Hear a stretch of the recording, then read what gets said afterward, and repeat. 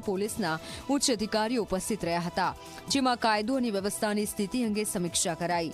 સાથે અમદાવાદ શહેરની ટ્રાફિક સમસ્યા અંગે પણ ચર્ચા કરવામાં આવી હતી. સાથે અમદાવાદ શહેરમાં જે સીસીટીવી કેમેરા બંધ હાલતમાં છે તે મુદ્દે પણ ચર્ચા થઈ. સાથે ગુનાખોરી અટકાવવા શું કરવું જોઈએ તે અંગે પણ ચર્ચા વિચારણા થઈ હતી. સૌથી વધારે ટ્રાફિકની સમસ્યા છે. એના અંદર ટ્રાફિકની વ્યવસ્થામાં જ્યાં ઓવરબ્રિજ છે, ફ્લાયઓવર બનાવવાની જરૂર છે, ત્યાં બ્રિજ તાત્કાલિક બનાવવા જોઈએ. અત્યારે ડ્રગ્સ અને જે મોટા પ્રમાણમાં લોકો યુવાનો ડ્રગ્સ તરફ પડી રહ્યા છે, તો તેમાં પોલીસ જે પ્રમાણે અત્યારે કામગીરી કરી રહી છે તે મજબૂતીથી કરે અને આવા જે પેડલર હોય છે, જે વેચવાવાળા, તેમને તાત્કાલિક દબોચીને કડકમાં કડક કાર્યવાહી થાય તેની પણ આજે મારા તરફથી મેં રજૂઆત કરવામાં આવી છે. મુખ્ય રસ્તાઓ પર સીસીટીવી કેમેરાનું નેટવર્ક નાખવામાં આવે, જેને કારણે ગુના તરત પકડાઈ જાય છે.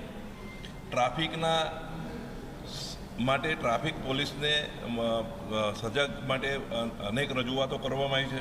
ગેરકાયદેસર બાંધકામો થઈ રહ્યા હોય ત્યાં પોલીસ પ્રોટેક્શન જલ્દી નથી મળતું, તરત પોલીસ પ્રોટેક્શન આપે તેની પણ રજૂઆતો કરી છે.